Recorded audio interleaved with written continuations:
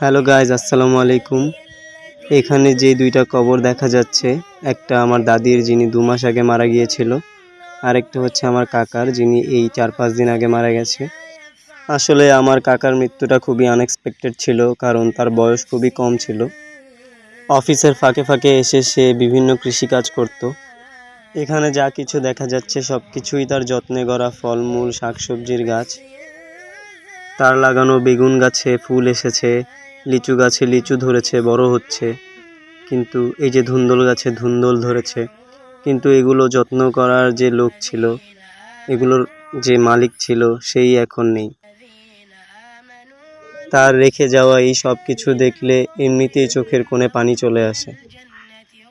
এই তো কয়েকটা দিন আগেও সে এখানে এসে এগুলোর যত্ন নিত। বপন করা ধান যেগুলো প্রায় পেকে এসেছে, তারও তো কত স্বপ্ন ছিল হয়তো, কিন্তু এই পৃথিবীর নিয়ন্ত্রণ তো একমাত্র আল্লাহর হাতে।